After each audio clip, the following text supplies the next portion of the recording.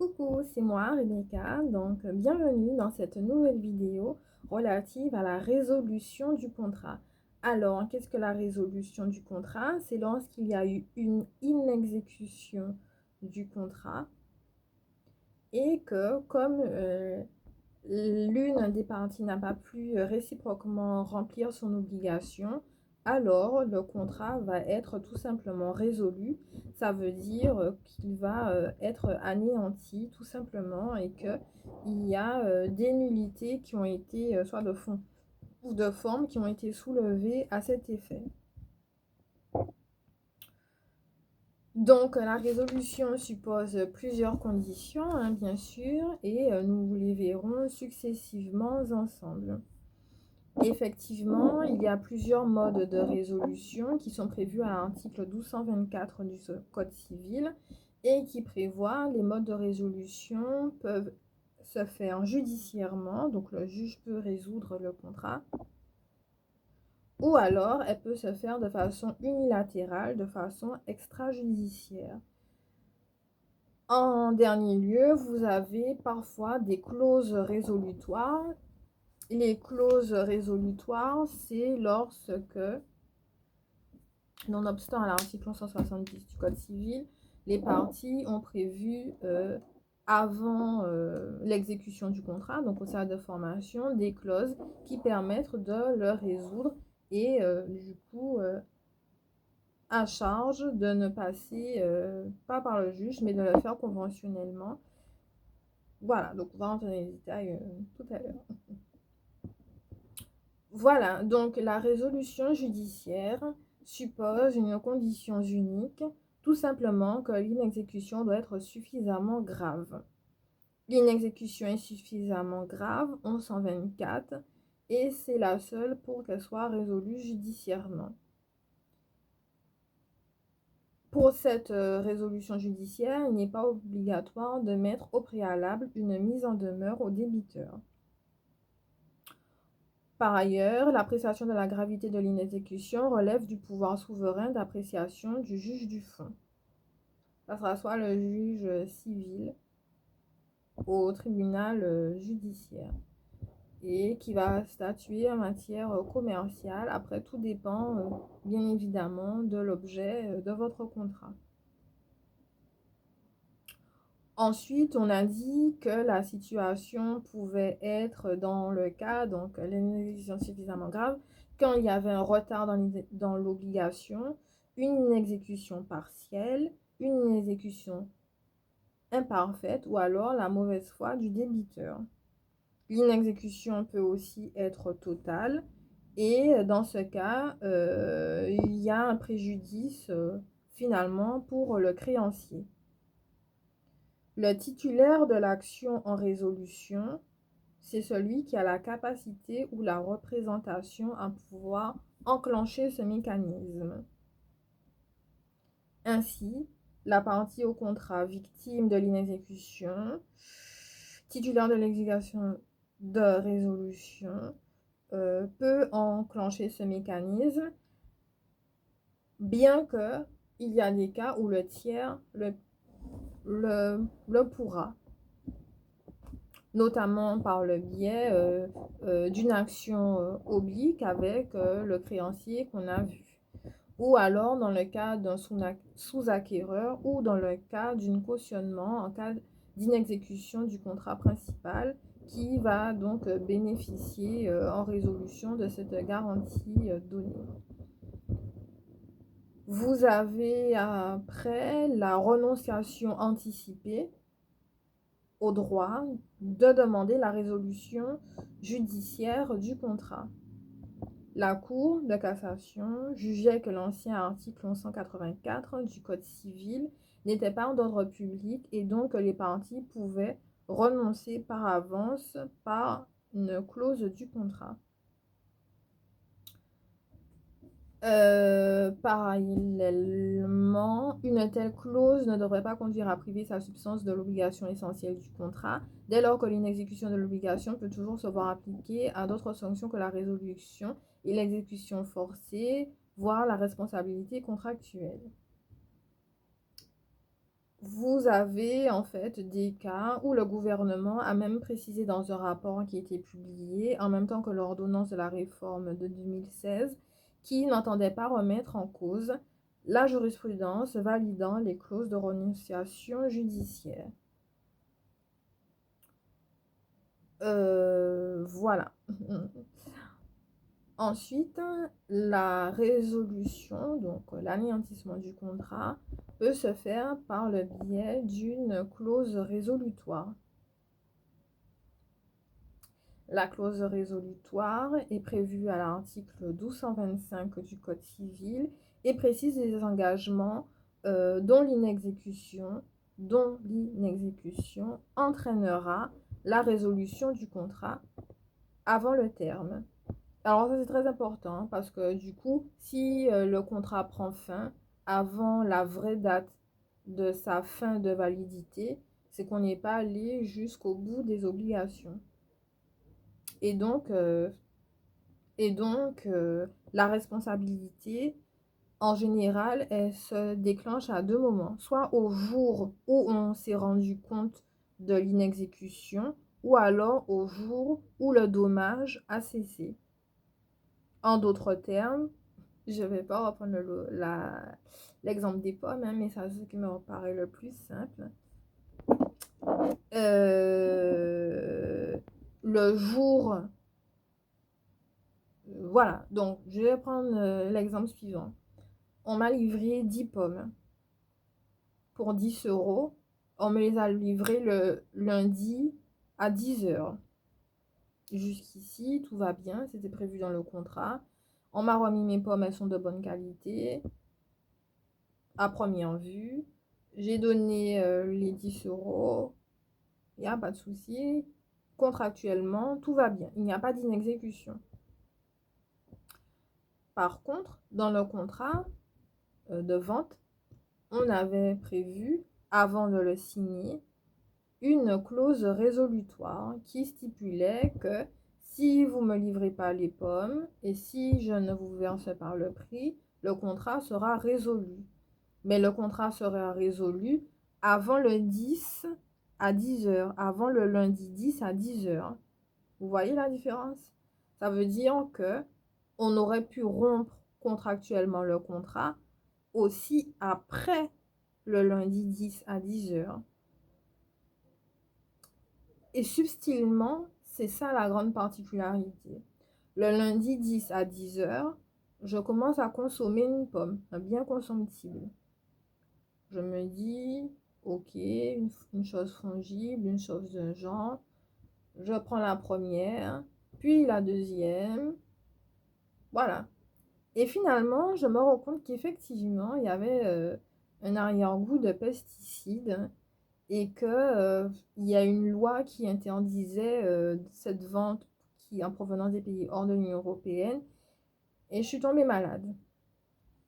Je tombe malade le lundi 10 à 23 heures, en plein sommeil.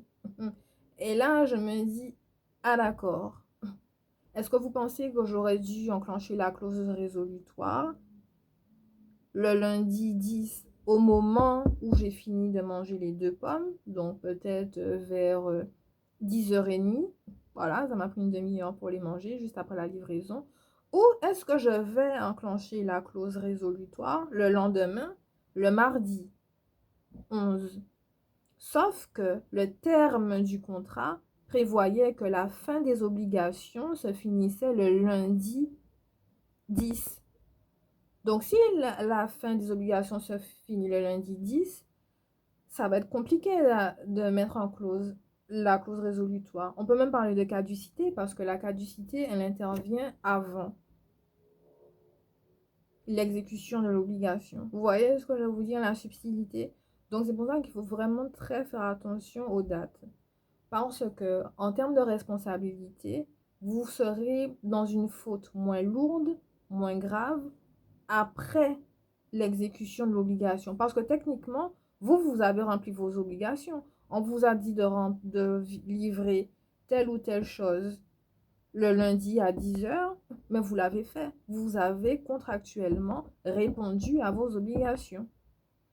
Par contre, Si vous n'étiez pas au courant qu'il y avait une impossibilité juridique, morale ou matérielle d'exécuter votre obligation, vous pouvez remettre en cause la clause résolutoire qui disait que puisque vous n'avez pas regardé la législation sur les pesticides, puisque votre concontractant, le débiteur, a eu du coup un préjudice corporel, à ce moment-là,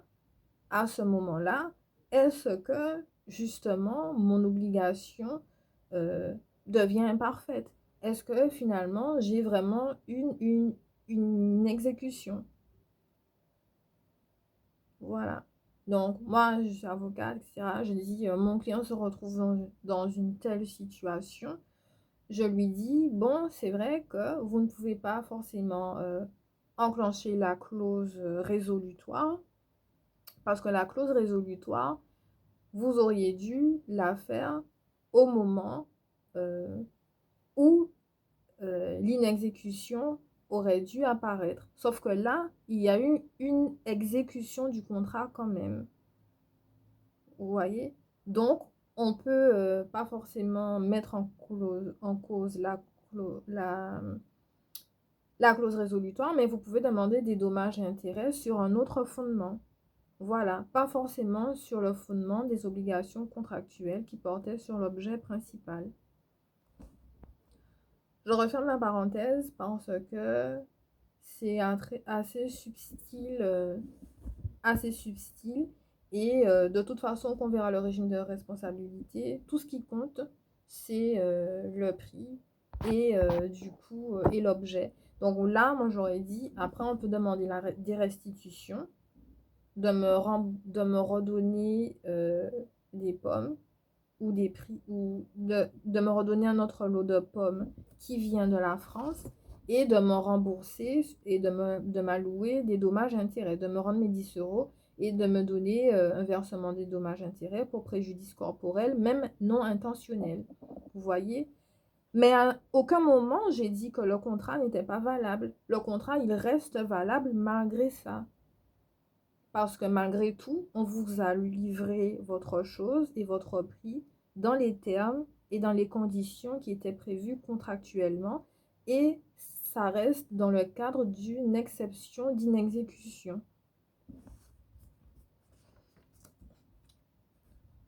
Ok, donc vous voyez un petit peu comment ça fonctionne, hein, une clause résolutoire, et elle ne produit pas ses effets de manière automatique. De façon générale, on peut paralyser cette clause, hein, et si elle est plus favorable, en général, au créancier, c'est le juge qui met en exergue cette hypothèse. Voilà, voilà, voilà, voilà. Voilà. Donc on va passer à la fin du contrat. Donc l'article 1229, alinéa 1er, prévoit effectivement les termes et les conditions pour mettre fin au contrat. Dans mes vidéos, j'ai fait abstraction à la grande partie sur la révision du prix. Parce qu'on peut aussi réviser ou modifier le prix. Sachez-le, je précise juste au cas où, parce que je ne voulais pas non plus alourdir mon programme pour quelque chose qui finalement reste essentiel, hein, mais je voulais déjà qu'on puisse comprendre le mécanisme général du droit des contrats. Effectivement, la résolution 1229 alinéa 1er prévoit que on puisse mettre fin au contrat et sans que celui-ci produise en principe plus d'effets juridiques à la date où la résolution agit et où sa force obligatoire cesse. Ces obligations et ces normes donc s'éteignent. La date d'effet de la résolution dépendra donc du mode de résolution.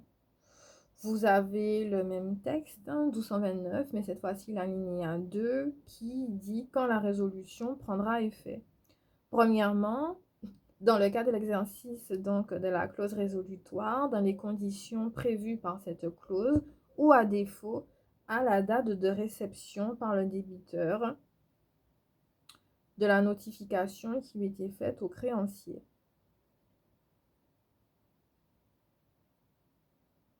Ensuite, vous avez le cas où la résolution se fait par voie de notification à la date de réception par le débiteur de la notification faite par le créancier.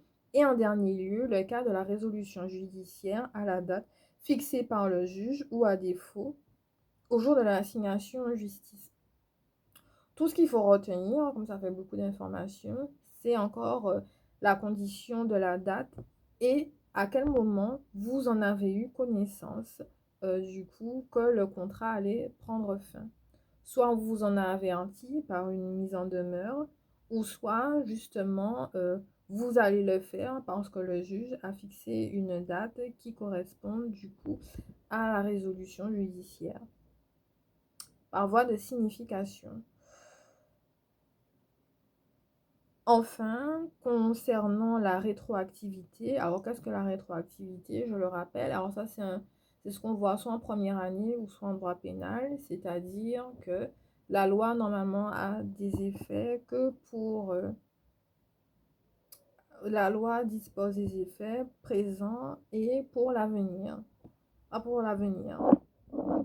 Donc là, toujours en termes de temps, rétroagir, c'est du coup au jour où la résolution du contrat a commencé à être inexécutée.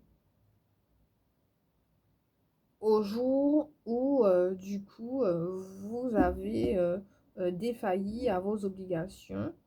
Donc à ce jour-là, on pourra dire que le contrat a vraiment pris fin. Ou alors la résolution ne produit aucun effet et seulement au jour de son assignation, donc au jour où vous en avez connaissance, soit au jour de l'inexécution ou soit au jour où vous en avez eu connaissance de cette inexécution. Parce que parfois, on peut remplir une obligation et ne pas s'en rendre compte qu'elle n'a pas été bien ou correctement exécutée. Et ça change tout. Voilà. D'ailleurs, pour le régime en responsabilité, pour les actions en justice, le délai de droit commun est de 5 ans, techniquement. Donc, vous avez 5 ans pour agir à peine de forclusion. Forclusion, ça veut dire que l'action en justice s'éteint et que vous ne pouvez plus faire valoir vos droits.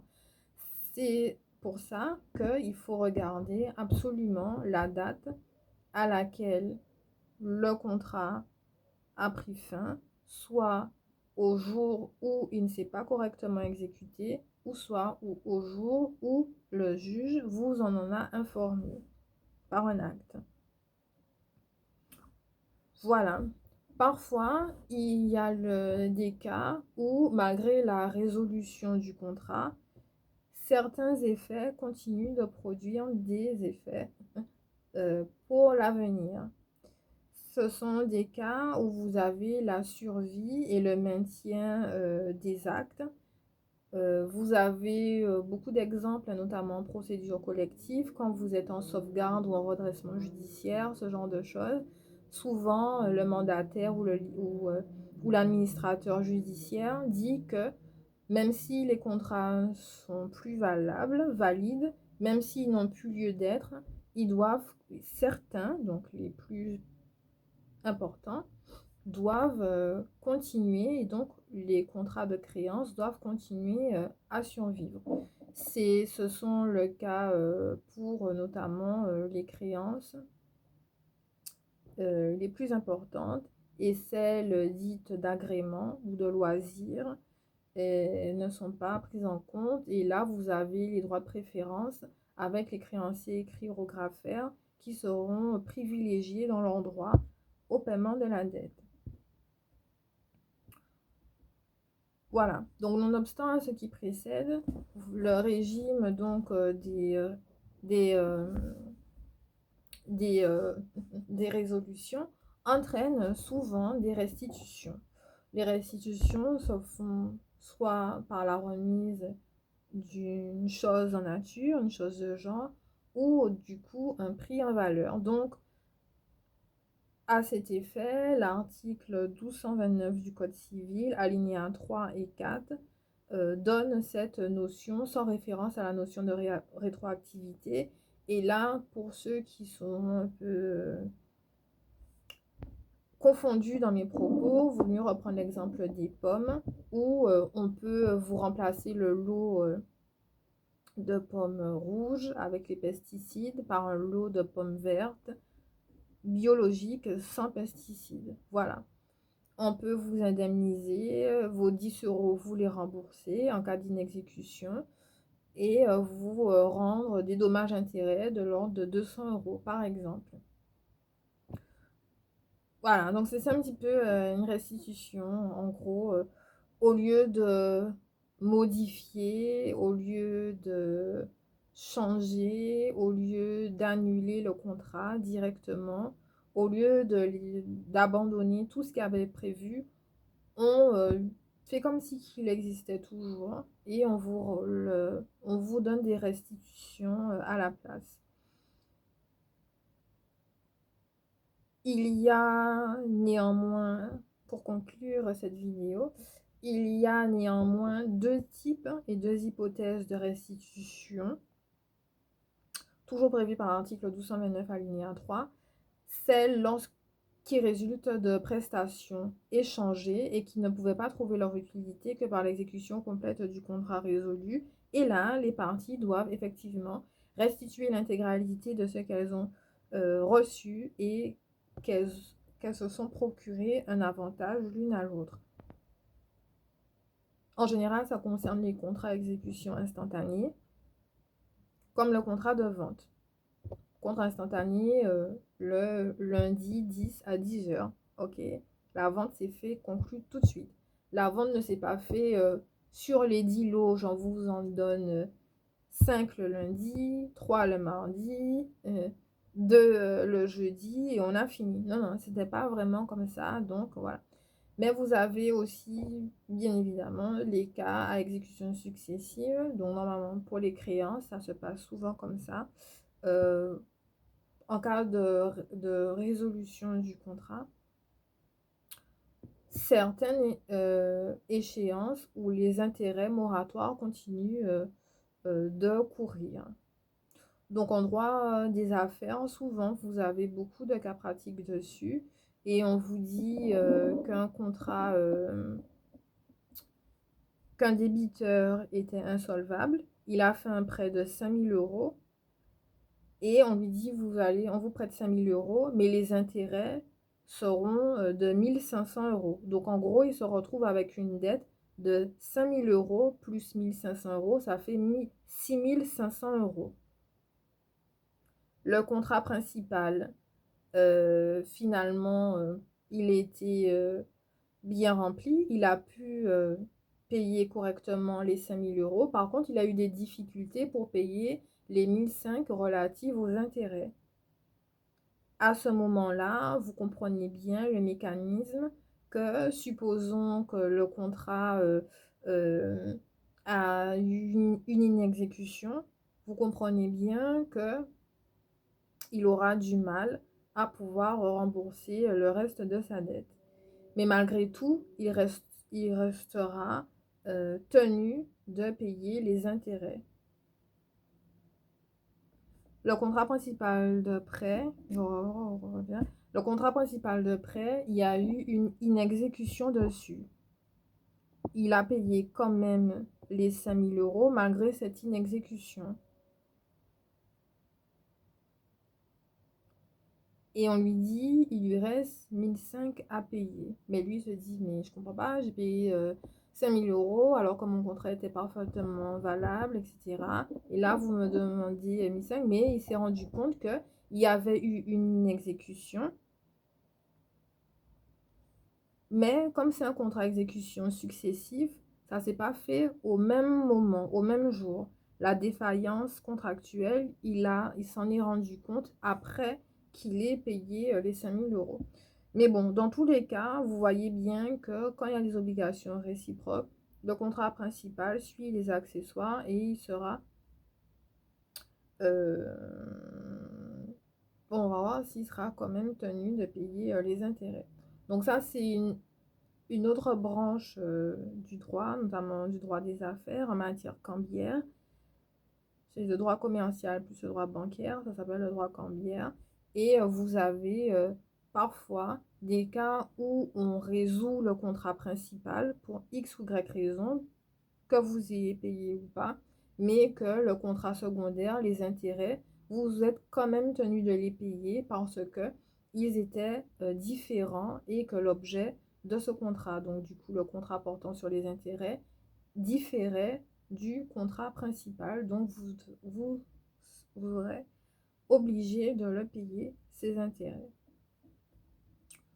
Voilà, donc vous voyez bien un peu comment ça se passe, hein, ce mécanisme de restitution, soit en valeur ou soit en nature. Le but, du coup, c'est de réparer le préjudice qui résulte de cette inexécution contractuelle et de replacer les parties le mieux qu'on peut dans l'état initial avant qu'elles se trouvaient au jour de la conclusion du contrat. Je vous remercie beaucoup pour cette vidéo très succincte et nous allons passer du coup à la responsabilité contractuelle et nous aurons fini dans les grands principes avec les lignes, les très grandes lignes, la matière contractuelle, ce qui va nous permettre d'avoir bouclé un peu le programme, ce qu'on attend un peu à l'examen du barreau, synthétiquement. Voilà. Voilà, donc à très vite.